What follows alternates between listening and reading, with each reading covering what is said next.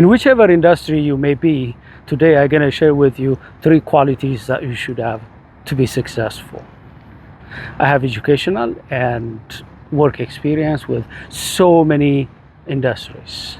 Recently, I have joined also 2 new industries, commercial real estate and business brokerage. What I have learned is that all of the pros, the successful leaders that I have worked with and communicated with, they have these 3 qualities that you want to have. Let's start with the first one, which is emotional fitness. I remember my first talk with someone who was trying to help me within the commercial real estate industry. This person flat told me that throw out your emotions. He actually gave me some comparison between residential real estate and commercial real estate. He told me, of course, legitimately, that if somebody is selling a residential property, they have lived there for decades. They have a lot of history and a lot of emotional attachment with that property. The same thing if you are buying a residential property, you have emotional attachment to it. You're gonna live in that house for decades, at least for a few years, and therefore you are emotionally involved. But he warned me, when it comes to commercial real estate and businesses, the most important thing is the number. He emphasized, if the numbers work, investors are willing to invest with you, lenders are okay to give you money, even if you don't have history, credit history, even if they don't like you, if they like the number, the deal, if it works for them, they are okay. Initially, I believed in that, but the more I worked with other commercial real estate and business brokers, the more I could see that the successful ones, yes, they know the numbers. They work with deals that give sense to their clients, but they don't throw out their emotions. They are emotionally fit. Here are a couple of things you need to know. We humans are emotional beings. We don't need to be emotional, but we need to acknowledge that we have emotions, and our clients and the professionals who are working with us have emotions. And the first thing we need to do is to connect with people at emotional level. Many people try to connect at intellectual level. That may work for the numbers. But at the end of the day, what you want to do is you want to emotionally connect with the people that you serve. That requires, first of all, you to understand the dominant emotions that you manifest. We all have different emotions that dominate us. Some of us, maybe we're very quick to be angry, mad, irritated. For some of us, we may be quick to be sad, depressed, or anxious. We need to know the dominant emotions that govern us. If we don't know what emotions that are governing us, it's very hard for us to regulate these emotions. The second thing you should do is to understand the emotions of your clients. One thing I will tell you is that different people have different emotions that govern them. And your responsibility is not always to swing between different emotions of your clients. What I'm saying is emotional fitness, which means you understand from where they are coming from and you adjust. For example, if they are too angry, you don't need to be angry, but you give them space and you understand that they are angry, and you try your best to make sure that you calm down the situation. You don't want to go toe to toe with them and aggravate the situation. Let's say that they are anxious and they're depressed. It doesn't mean that you stay in that anxious and depressed situation to connect with them emotionally. You give them space. You don't overexcite them because they're not in that mood.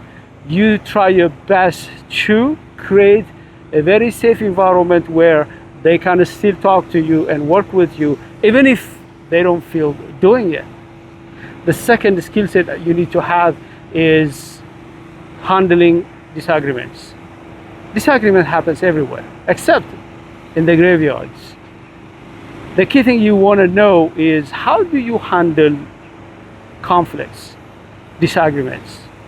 Especially in commercial real estate and business sales, the stake is high.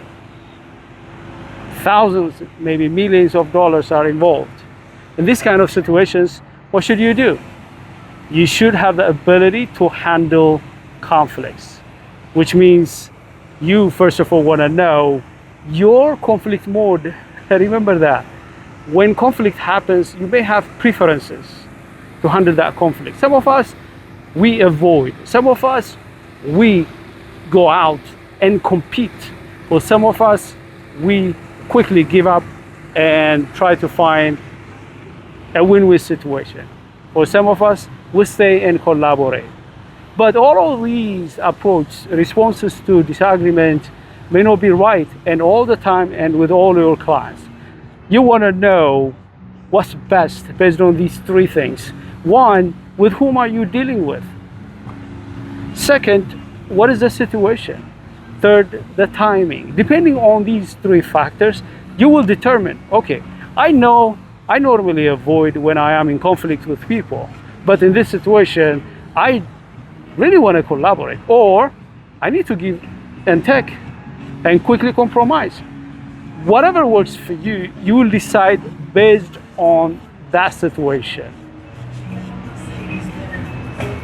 Another thing I want to mention when it comes to conflict is your goal in that situation is not just to understand your conflict response method and preferences, but also the preferences of your clients. I know it's very hard. If you just meet a client, you may not know how they respond to conflict. You are in conflict with them. Try to figure out how they prefer to respond. If you know that, it helps you a lot. Why? Because sometimes, I remember, actually I can give you an example. I was working with someone, and this person, it was actually before I even know about how to handle disagreement and conflicts. And this person understood that my preference back then was avoiding. And I remember when he was working with me, when we are in conflict, he always reminds me that, I know, AZ, you want to avoid, but look, this situation doesn't warrant you to avoid. I'm gonna promise you that our relationship won't be affected. I wanna work with you. This is what requires us to work together. Please don't avoid me. The fact that this person mentioned that I prefer to avoid, acknowledging my preference, was very helpful, because I was conscious that I'm avoiding.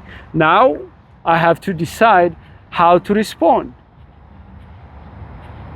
As you work with your clients, if you realize that they always compete or avoid or quickly compromise, you can help them get awareness about what's happening.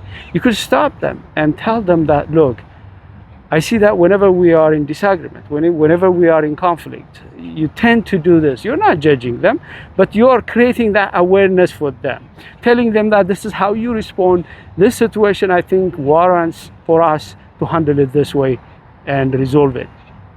Because at the end of the day, our success as any professional is dependent on our ability to handle disagreements, because disagreement happens, and our ability to resolve disagreements quickly without damaging relationships is key to our success, especially if you are an agent, broker, and a professional working with these professionals, buyers, sellers, and investors. The third and the final thing that's key to success in this industry is communication. I'm talking about 360 communications. Your ability to communicate with your clients in writing, in one-on-one talks, and also in your presentations as you present your pitch, your deals, and so on and so forth. One thing that is very important to understand is that we all have different communication styles. Understanding the communication styles of our clients is very important. For example, your client may prefer to communicate with you via phone or in person, but you prefer to communicate via email. You need to understand that and adjust with your client. I remember I had a client, and this client was very nice and looked very interested to work with me. We chatted and we agreed, okay, let's move forward.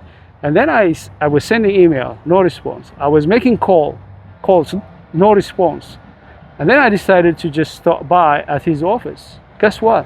When I reached there, he was so happy to see me.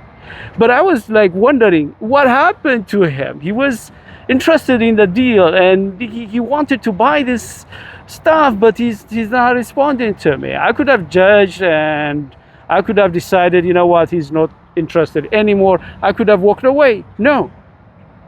I asked in the middle of our conversation, seeing him, he was happy to see me. I asked, did you get my email? Did you get my phone calls? He told me, no, AZ, I don't check my emails. I don't check my phones. I'm glad you're here. We need to understand you can ask them, by the way, how do you prefer to communicate with me? Another aspect of communication I want to emphasize is presentation skills. I have seen so many great pitches. They have great products, deals behind, but the way they pitch it is not delivering results. But the pros, the successful ones, they know how to communicate on the stage or in front of the camera. Think about this. If you are selling a commercial real estate or business, or if you are seeking investors to invest into your deals, you're asking a lot. You may have like 10, 20 minutes. Within those minutes, you have to be able to, first of all, create demand, need, sense of urgency, and you want them to trust you and open their wallets and invest with you, or buy, or sell.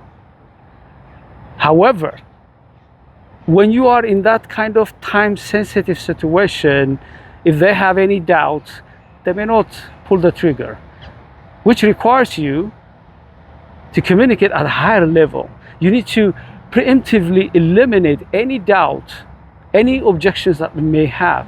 As you can see, communicating on the stage, in front of the camera, asking people to invest with you or sell or buy these thousands and millions of dollars properties and businesses requires your ability to communicate effectively.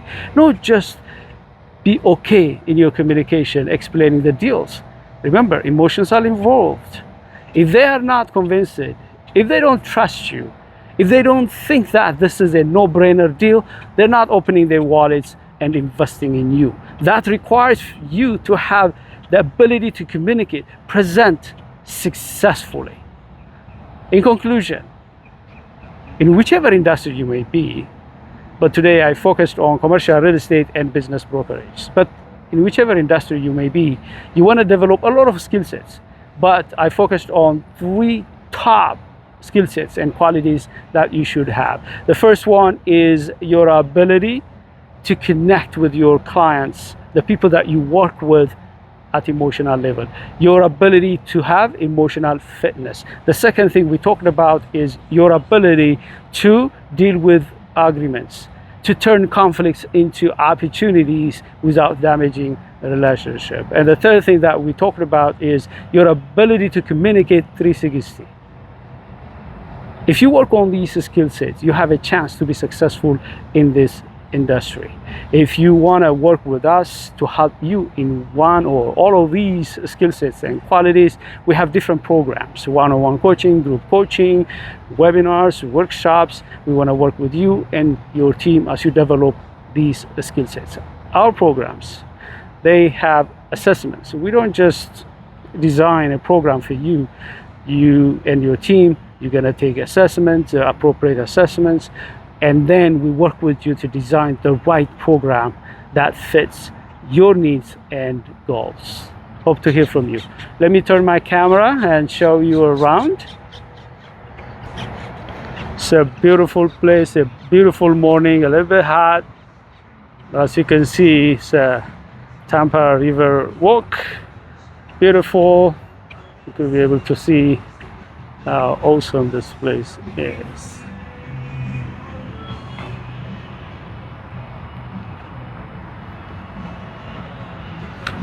All right, enjoy the rest of the day.